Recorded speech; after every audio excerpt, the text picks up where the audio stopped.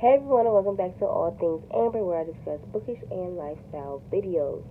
Today, I am bringing you a November wrap-up. I almost forgot what I was doing. A November wrap-up.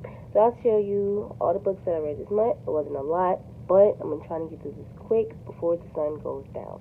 The first book I read was The Project by Courtney Summers. I won this arc on a giveaway, on Courtney Summers giveaway.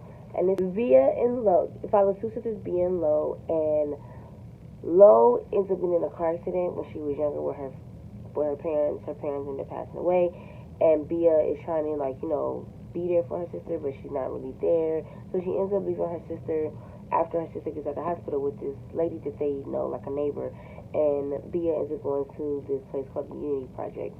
Years later, Lo is an adult and she's working at this job, and there's a man that says that the Unity Project killed his son. So now Lo is trying to figure out what this Unity Project is, why her sister hasn't been in contact with her all these years, and what's the mystery behind the Unity Project. So it involves cults and everything. And to be honest, at first I was not feeling this book. It took me about 200 pages to get into this book.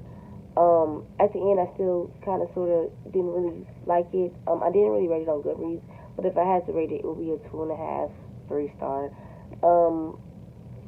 This was a very different book for Courtney Summers. The only other book I have read of hers was Sadie.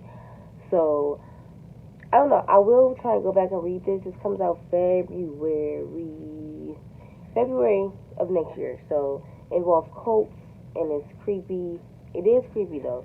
It makes you think. And it talks about religion. So, yeah.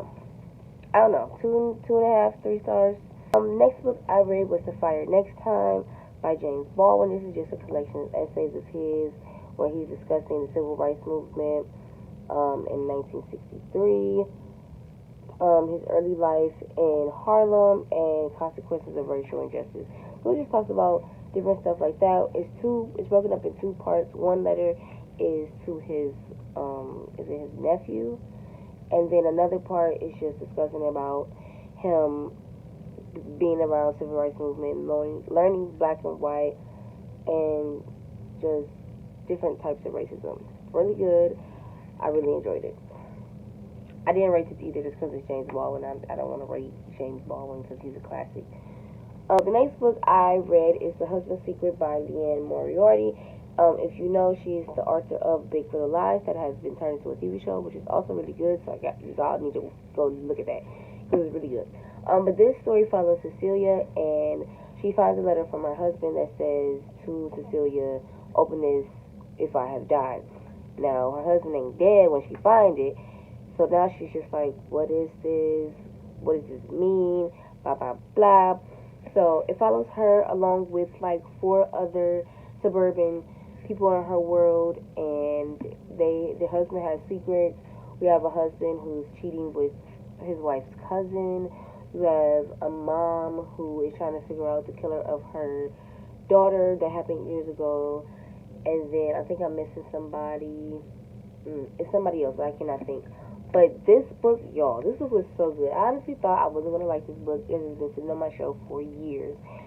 But I ended up liking it. I gave it 4 stars. It was real good. The tea was piping hot. And it just kept me going. I think I read it in about 3 days. I probably could have read it faster. But, y'all, this book was really good. I did annotate some of it, but I ended up reading the majority of it on my Kindle. But, oh, my God, this was really, really good. And I may have to get back into Liane Moriarty, but I don't know. It may be a couple years from now since this one's been sitting on my shelf since, like, 2018. Book I read was A Court of Rings in Ruin by Sarah J. Maas.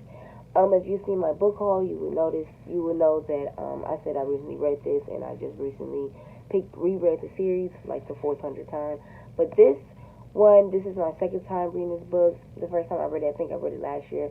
But I remember nothing from this book, and I'm so glad that I actually decided to reread it on the whim, because this book was so good. I remember nothing from this book. So it was a lot of emotions in this book. I'm not going to say anything because spoilers. Oh my god, this book, I was emotional, not crying or anything, but I'm just like, oh my god, I could not stop reading. So yeah, so A Court of Rings of Ruin, this was really good. This was like the best one out of the trilogy for me. And then because I don't think I will have time to film this, I'm filming this pretty early. So the books that I plan to end the month out with is A Court of Frost and Starlight, which is no novella to the Court of Thorns and Roses series, and then Malcolm and Me, which is a middle grade book. So these are the two books that I plan to finish November out with, and that makes 6 books that I read this year. I mean this month. So yeah, these are all the books that I read this month. My favorite would have to be A Court of Rings and Ruin, or The Husband's Secret. So yeah, if you guys have read any of these books, please let me know. If you're interested in any of these, please let me know. I'm pretty sure everyone has read A Court of Rings and Ruin, but yeah. So that is my November wrap up. I hope you guys enjoyed, and I will see you next time. Bye.